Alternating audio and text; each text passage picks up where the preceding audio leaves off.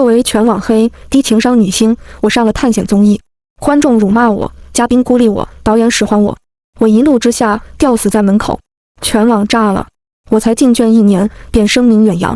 有我出现的场合，评论区前排几乎都是提我的，管你什么当红小花、顶流歌手，都得排我后面。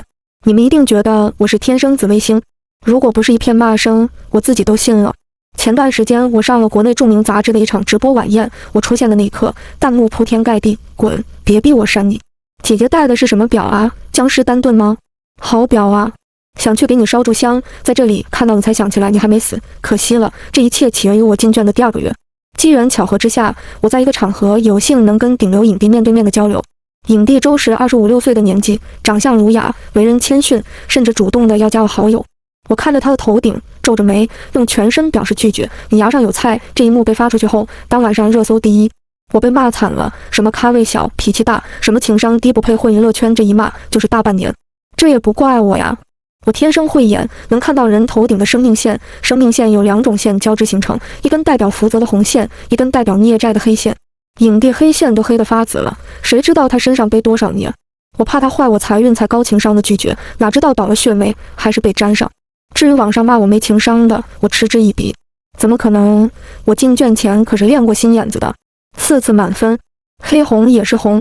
有些导演不怕死，邀请我上综艺，这次的是一部荒岛探险综艺《神秘48小时》。上岛看到嘉宾阵容，我心里大呼不好，咖位最大的是周时的绯闻女友，当红小花宁青青。我一出现，全场寂静，弹幕倒是热闹极了。陈大姐好大的脸啊，不知道自己情商低吗？还赶上直播综艺，不怕被骂死。这次好玩了，青青也在，其他嘉宾也都不是善茬，期待陈大姐被手撕。陈大姐确实该死，周影帝体恤后辈，想提携她，谁知道她那么不知好歹。宁青青看了其他人一眼，然后朝我走过来，俏皮的一笑。我们正在讨论最后一个嘉宾是谁呢，没想到是你，真是太好了。寸头酷哥 rapper 赵志戏谑地说，你来的真是时候，我们刚分好房间，2人1间，刚刚好。我挑挑眉，数了数人，场上一共有5个人，3女2男，怎么也不会分到刚刚好吧。宁青青挤挤眼，剩下的那间挺配你的。他们轻笑出声，用一种我们都懂的表情看了彼此一眼，接着丢下我，进入我们在岛上居住的2层古朴小楼。他们的表情实在阴阳怪气，我心里冒出不好的想法。1层没有房间，2层只有3间房。我推开仅剩的房间，灰尘遍布，看上去只随便的打扫一下，窗户破了个口，没补，呼呼地漏风。这也太欺负人了。爽，青青说的没错，陈大姐就配这间房。笑死我了，破烂屋子陪破烂人，哈哈，我不喜欢孤立人，但是看到陈大姐被孤立真的好爽。我冲到隔壁的房间敲门，宁青青开了门。我看到他们干净整洁的房间，更生气了。宁青青得意道，怎么了？不喜欢你的房间啊？赵志从隔壁房间出来，火上浇油。陈在熙，你也太挑了吧，我们来岛上是探险，又不是享福，有的住就不错了。别人都不嫌弃，就你嫌弃，太矫情了。你要不想住，自己到外面找地方住呗，我们也不逼你。4个人你一嘴我一嘴，像我占了多大的便宜还不满足一样。我刚要说话，导演上楼招呼我过去。陈老师，我们这边有点事想请你看看。我瞪了他们一眼，下去才知道导演让我做的事情是搬行李。我迷茫地指了指自己，一时怀疑我是不是拿错剧本了。其实我来当的应该是工作人员，不是嘉宾。我拿出节目组发的邮件，仔细地看了看，才确定道，我是嘉宾啊。对呀，帮个忙，人手不够，领导将我拽过去。笑死了，哈哈哈！领导太帅了，就是要这样整治不良艺人。我觉得不太好吧，太针对他了，前面的粉丝位太冲了。收尾，糊里糊涂中，我搬了1个小时的行李，闲下来时灯都关了。晚上看着漏风的窗户，再想到今天的遭遇，这狗综艺我是一天都不想录了。转念一想到片酬，我将苦嚼碎往肚里吞，人总不能为了争一口气不要钱吧。第2天很快到。今天是直播正式开始的第1天，我们所在的地方说是荒岛，其实近20年才荒废下来。20年前，这个小岛有个村庄，生活着几百人。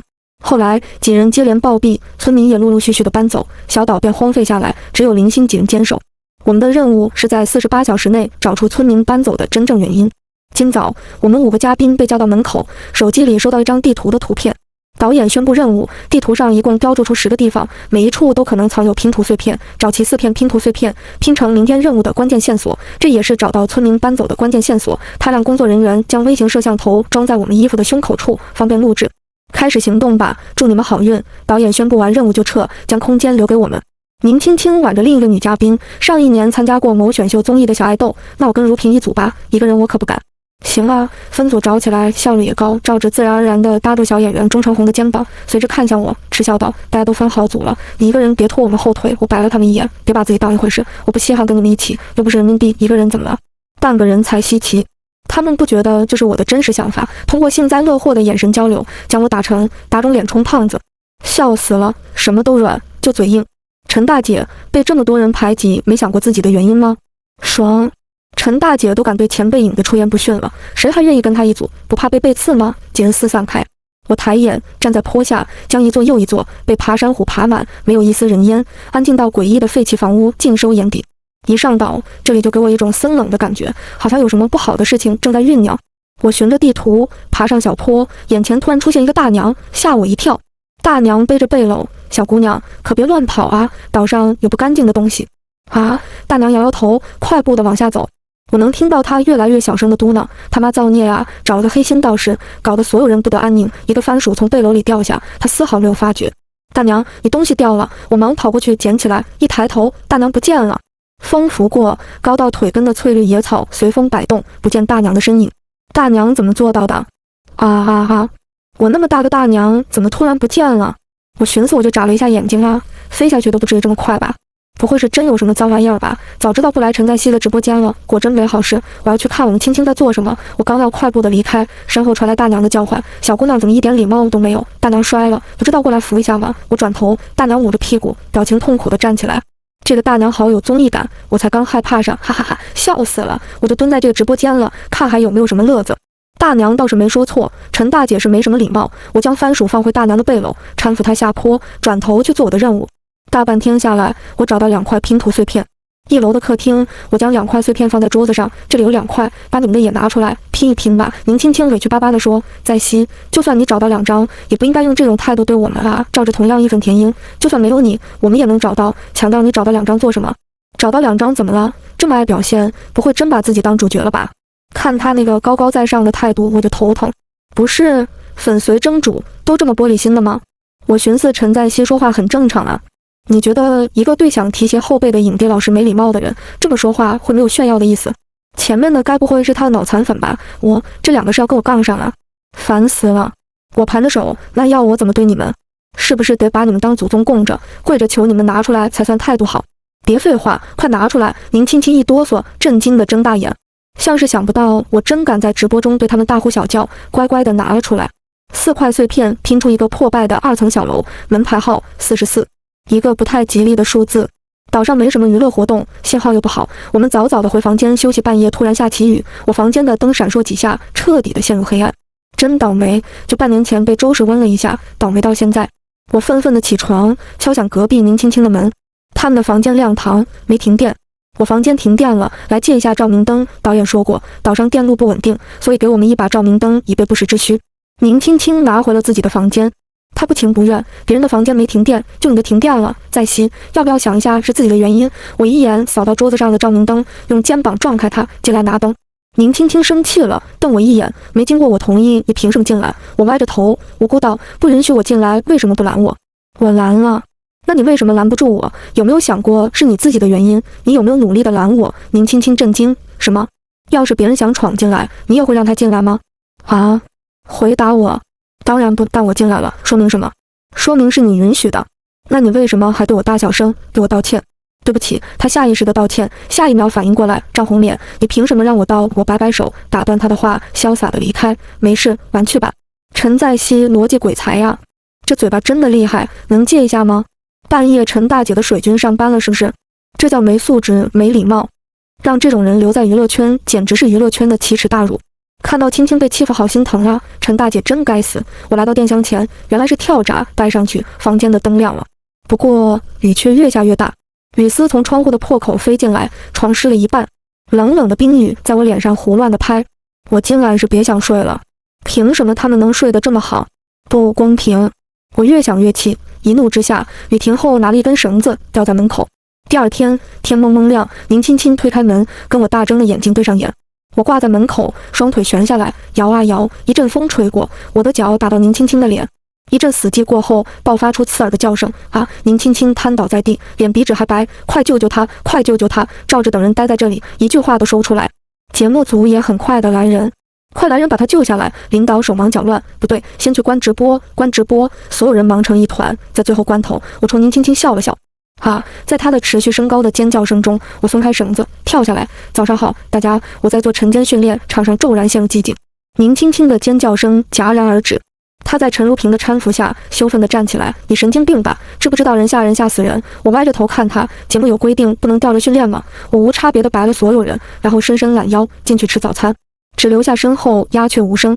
陈在熙这个精神状态跟我好像，每次加班我都想吊死在老板门口，吓不死那个皱巴皮。陈在熙的性格太偏执了吧？就因为一点不合就这样吓唬别人，不会真的有人觉得这种行为很酷吧？没家教，怪不得能做出狗咬吕洞宾不识好人心的事。我吊死的视频被截下来发上网，很快的冲上热搜。井号陈在熙吊死，井号网友们踊跃参与讨论。我以为真死了，兴致勃勃地点进来，结果大失所望。周实的粉丝别太恶毒哈，我觉得陈在熙挺有趣的，很有综艺感。对呀，我们恶毒好过某些人把没礼貌当有趣，把低情商当耿直。信不信陈在熙真死了？我们大放鞭炮。好恐怖啊！影帝粉，我记得以前没这么狂热，现在感觉一个个都中邪了。今天任务是去44号房子找出村民搬走的原因，为营造恐怖紧张的气氛，节目组安排晚上去。晚上10点，我们正式启程。节目组分发戴在头上的照明灯，宁青青又想搞小动作，分给所有人，试图忽略我。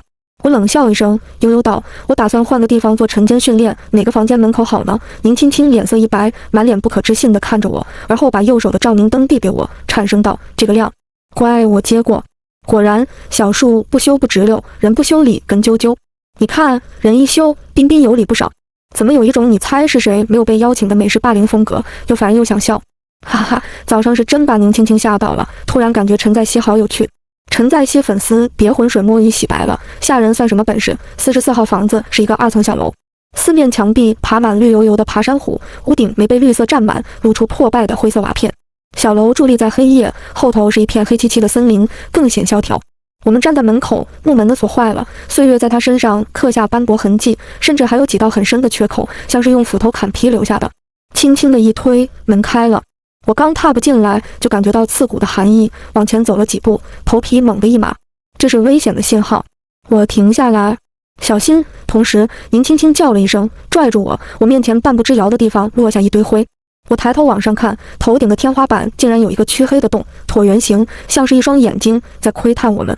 这里好眼熟，周影帝的上部电影是不是在这里拍摄的？对，我想起来了，周时还出了意外，一块木头掉下来砸到他的头，听说昏迷了好几天。这个房子看上去阴森森的，节目组真是会找。这是一场小插曲，我跟宁青青说了一声谢谢。他惊讶了一瞬，别别扭扭地说：“我怕你出事拖我们后腿，我可不想在这个地方待那么长时间。走吧，如萍。”他拖着陈如萍往里面走，耳根子有点红。啊，宁青青这么口嫌体正直的吗？宁青青跟周时关系好，陈在熙跟周时又有那么大的矛盾，一开始不喜欢他很正常。主要是相处下来，陈在熙虽然毒舌，做事奇葩，但是完成任务什么也很认真啊。前面的能不能别偷摸着给陈在熙洗白？什么都改变不了陈在熙对前辈没礼貌、低素质的事实。拐角是农村的厨房，哪里都是土，还有一股很难闻的味道。前面贴着一张灶王爷的贴纸，看上去年代十分久远。贴纸忽然飘下来，后面竟然写着3个鲜红的字母盖。我们盯着这诡异一幕，一时谁都说不出话。赵志盯着看了好半天，冒出一句：“爹！”诡异气氛当即破了。哈哈哈哈哈哈哈哈哈 ！rapper 你够了，不准笑，老子心疼他。中国鬼写什么英文？滚出 China！ 都怪鬼，鬼坏坏，写英语单词，欺负赵赵，叠字字，恶心心。我无语地瞥了他一眼，心想没文化，真幸福。赵志又羞又怒地瞪我一眼。我干嘛？宁青青小声道：“你说出来了啊，那真是不好意思。”陈如萍叫了一声：“你们过来看看，这里好像有一本书。”他指着灶王爷贴纸盖住的地方，我用手拍开灰，翻开一看，原来是一本日记。其他人凑过来，宁青青激动地说：“里面肯定藏着重要线索。2003年9月10日，几个贱人欺负我，说我这么丑不应该出门，看到我的脸，他们喝不下我妈煮的粥。只有他愿意对我笑，所以我没有给他下老鼠药。2003年9月15日，他今天又看我了，我一定要将他娶回家。”照着挑挑眉，原来是舔狗暗恋日记，可是越往下看，我们越觉得不对劲。2003年9月20日，她居然带了男朋友回来，那个贱人勾引我还背叛我，这个水性杨花的贱人，贱人！我要杀了他，杀了他们！他们都看不起我，他们都觉得我丑，这群贱人，我不会让他们好过的，我要将他碎尸乱断。2003年9月23日，妈妈说会把她带回家，我很高兴，只要她愿意嫁给我，我就原谅她。看到这里，我们几个都不由得打个寒战。这哪里是舔狗暗恋日记，分明是变态发疯实录。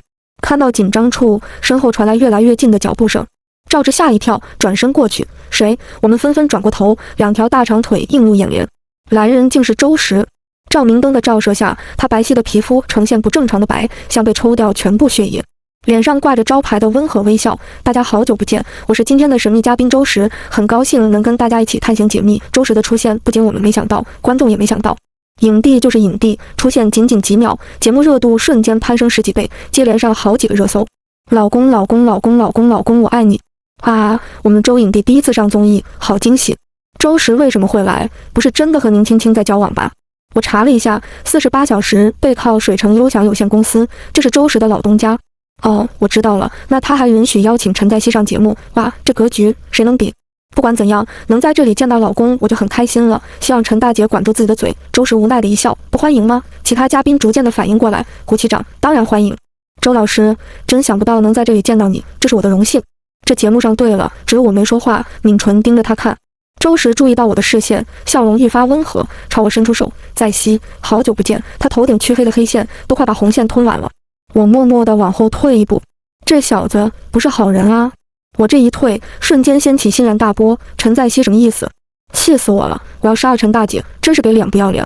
凭什么呀？这么温柔的周石，为什么要被一个胡咖这样对待？保护我方周石，宁青青打破尴尬，将日记本递给周石。石哥，我们捡到一本日记本，你要不也看看吧？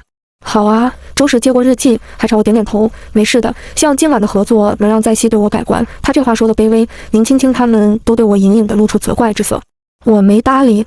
赵志想暖场，挤眉弄眼道：“周老师怎么想到上神秘48呢？该不会是为了某人吧？”其他嘉宾发出善意的哄笑，宁青青的脸微红，含羞带怯地瞥一眼周石。周石挑眉一笑：“对呀，担心他移情别恋，不得来守着。”他这话说的实在暧昧，照着他们一脸吃狗粮的嫉妒。宁青青看上去有些不舒服，轻轻地皱了皱眉。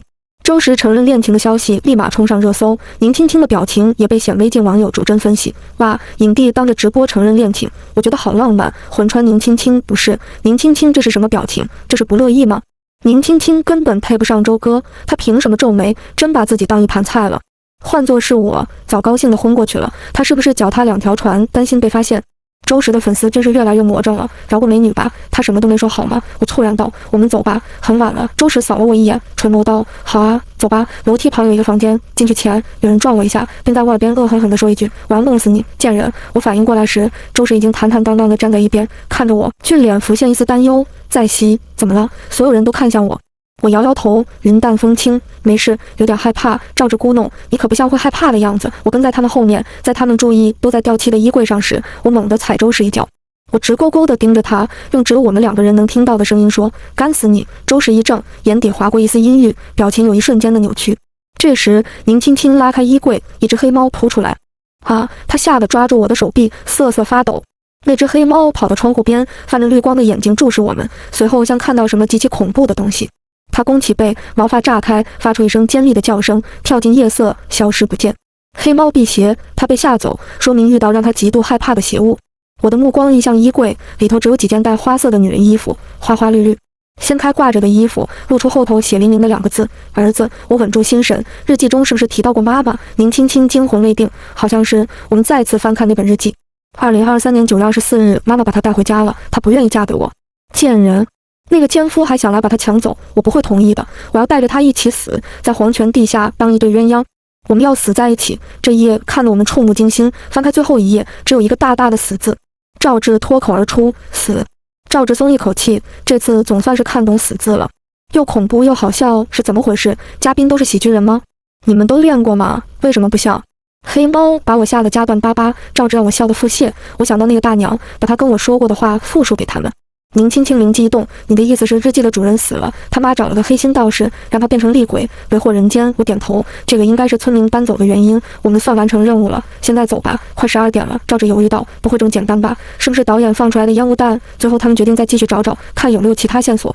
我尊重他们的选择。我们上楼，靠着楼梯的是2楼最大的房间。推推开门，第一眼看到的是一张床，床上铺着一张看不出颜色的床单，正中心还有一滩褐色痕迹，像是陈年血迹，让人不由得猜测这个房间20年前发生过什么。那是血吗？我有点害怕了。等等等等，我去选一首歌。好了，凤凰传奇的麝香夫人。乌蒙山连着山外山，月光洒下了响水滩。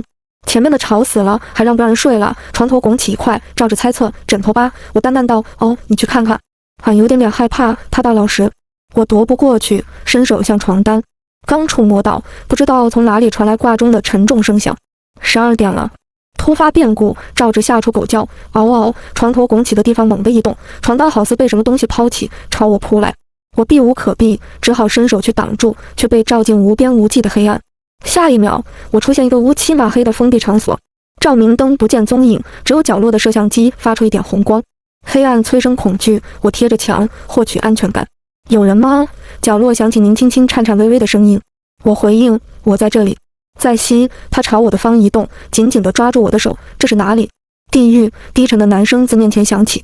刺目的照明灯灯光突然射在我们2个人脸上。周石冲我们阴森森地笑，毫不掩饰阴郁和杀气。弹幕疯了，怎么回事？周石这是在做什么？他的表情好可怕，像个疯子。肯定是陈在熙和宁青青做了什么对不起周哥的事情。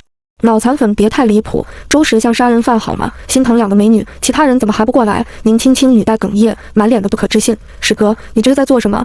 闭嘴！周石神情阴沉，嘴角沁出血液，连声音也变了，是完全陌生的男生。你跟他一样都是贱人，勾引老子还红杏出墙，跟别的男人亲在一起，你们都瞧不起我。我跟你说过是拍戏借位。宁青青先是否定，随之满脸惊骇，你不是周石，你不是周石。他吓得脸色苍白，一个劲儿地往我身后躲。周石的头顶留下一道道血液，顺着他白皙的脸上滴下，在地上汇聚成一滩。他步步逼近，水性杨花的女人都该死。还有你！他双眼淬了毒一般，死死地盯住我。你凭什么看不起我？我冷冷地看着他，因为我能看到你不是好人，你杀了很多人吧？无尾，无尾是写在那本日记封面的名字。无尾阴恻恻地笑出声，我数不清了，他们都该死。他勾引我还当别人的女朋友，那个男人想抢走我的女人，他妈想把她从我身边夺走，还有那些贱民，他们觉得我丑，说我配不上他，都该死。我等这一天很久了。他的声音尖利，刺入耳膜，杀你们，我跟我妈就能投胎了。周石这是鬼附身了，太恐怖了！我的天啊，他难不成就是写那本日记的人？有没有人能告诉我，这是节目组的剧本还是真的？陈在熙能看到他不是好人，也就是说他以前逼他如蛇蝎是真的看出什么？岂不是我们错怪了他？好真实，不像剧本啊！等等，怪不得节目会邀请陈在熙过来。周石，而不是吴伟要报仇。哈哈哈！吴伟攥住我们2人脖子，他力气极大，我掰不动他的手，肺里的空气被一点点的抽去。这时，我刚好用脚勾住他丢在地上的照明灯，我用手拼命的去够，摸到后往他头上狠狠的一砸。啊！他发出凄厉的叫声，松开手。吴伟捂着头在地上打滚，脸上忽明忽暗。忽然他停住挣扎，朝我们大喊：“救救我！”他表情阴沉下来，我要杀了你们！又变了个声音，他的骨灰在屋后，声音再次凄厉起来。贱人，这犹如人格分裂的一幕十分骇人。我明白过来，真正的周石出来了。他坚定道：“烧了他的骨灰，周石再跟吴伟争抢身体。”我当机立断，宁青青坐我肩膀上。啊！他已经吓傻了，听了我的话也没反应过。我半蹲在他面前，这里没窗户，应该是地窖。你坐我肩膀上，摸上面有没有门？可以吗？我会不会太重了？他有些犹豫。我不耐烦地说：“你100来斤的人，老娘能扛2个，快上来！”宁青青不再废话，坐上来。我轻而易举地将他顶起来，让他摸有没有门。啊，能扛2个，姐，能给我一个机会吗？这么轻易背起来了，艾特几个男明星过来看看。即使在这么紧张的场合，本人还是忍不住流下激动的口水。10几秒后，宁青青激动道：“摸到了！”我一喜，你出去叫上其他人一起去屋后翻他的骨灰，把那小子的骨灰给烧了。好，他用尽全力，总算把地窖门从里面推开，正要往外爬。见到这一幕的吴伟不冷静了，他将头往墙上狠狠地一砸，瞬间鲜血四溅。周石承受不住痛苦，失去争夺身体的能力。吴伟飞身过来，抓住宁青青的腿往下拉。救命！宁青青害怕地大叫起来。我只好松开他，一脚踹开吴伟。危机激发脸他的潜力，他竟靠自己爬出去，只留下一句：“陈在熙，我会回来救你的。”吴伟黑着脸冷笑道：“宁青青就是一个忘恩负义的婊子，她不会回来的。她不算坏人，我相信她，她福泽通达，孽债几乎没有。就是说她可能会犯小恶，但危及他人生命的事绝不会做。用人不疑，人不用。我喜欢上陈在熙了。”陈姐好强的个人魅力，我以前居然讨厌她，真是难以相信。是不是节目组的洗白策略呀？严查陈在熙背后资本。前面的，如果陈在熙真有资本，会黑这么久。吴伟恼羞成怒，那我就先杀了你，再去解决他们。哦，你给老子逞强，我将你碎尸万段。我被一股强大的吸力吸到他面前，他掐着我的肩膀，将我提起来。浓烈的阴气侵入我的皮肤，寒气入骨，然而很快的又如水滴入海，消失不见。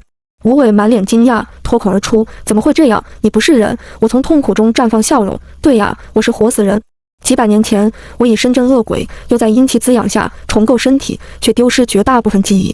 我不算活人，也不是死人，我是杀不死的。”他意识到对付我是个错误，抛下我，要去阻止宁青青。我抓住他的腿：“走是不可能让你走的。”吴伟一脚踹在我的肩膀上，龇牙咧嘴。那张英俊的脸此刻狰狞而恐怖。贱人，你以为你是什么好东西吗？你早看出我的身份，却不告诉他们。我无动于衷。如果我跟他们说你是鬼，你觉得会有人相信吗？而且我跟他们提出过12点前离开，他们选择留下。所以，我尊重他人选择。就算灰飞烟灭，我也会拖着你一起下地狱。吴伟一脚又一脚踹在我身上。我确实不会死，但真挺疼的。我慢慢地松开手。吴伟看准机会飞向出口。他飞到半空，当即发出一声凄厉的哀嚎，重重地砸在地上，痛得打滚。伴随嘶嘶的声音，黑烟从他身上冒出。宁青青的声音由远及近：“陈在熙，你还活着吧？我们找到他的骨灰，已经烧了。”我痛得说不出话，一颗又一颗头从出口冒出。宁青青激动地落泪：“活着就好。”我无力地笑笑。这时，他们吓得缩成一团。一个长相抽象、身材瘦小的男人从周氏的身上爬出来，似有无形的火焰在他身上燃烧，黑烟滚滚。他怨毒地看向黑暗处，都怪他那个贱人，喜欢我，勾引我，又抛弃我。要不是他，我不会死，更不会灰飞烟灭。我好恨，我好恨啊！他惨厉的叫声在狭窄的地窖回荡，令人头皮发麻。在他消失的前一秒，我淡淡道：“他不喜欢你，他只是善良。他对你笑，是因为他爱笑；他跟你说话，是因为他健谈。他不像其他人一样欺负、嫌弃你，是因为他尊重每一个人。他没做错什么，错的是你。”吴伟消失后，地窖昏黄的灯光亮起来，响起断断续续的哭声。一道又一道的虚影出现，最后出现的是一个女生。她眼含泪水，对着我羞涩的一笑，牵着一个男生和佝偻的妇女走向光明。现在直播的科技已经发展到这种程度了吗？真毒假毒都是鬼吗？陈姐，我的老天，我真的不是女童，我只是觉得陈姐很可爱，我真的不是女童。好心疼，快送我们陈姐去医院。他们七手八脚的将周氏抬出去。我拒绝去医院，半天就生龙活虎了。领导对我的态度360度大转弯，毕恭毕敬道：“陈姐，你说这件事我们应该怎么解释？”我瞥他一眼，说是剧本就行，记得把片酬发我，上你的综艺累死了还要挨揍，本来就烦。领导忙点头：“好好，10倍啊，不烦了。”周氏2天后才醒来，高大的男人穿着病服，一见到我跪下哇哇的哭，吓死我了。这大半年我都不知道怎么过来的，那个鬼可凶了。谢谢你陈姐，你是我的恩人啊。这口音，周氏还是天津的。综艺杀青后，宁青青和周氏都在微博上表达了对我的爱，我的名声一下子翻转，名气也上一层楼，片约如潮水般涌来。我突然觉得没什么意思，于是我退圈了。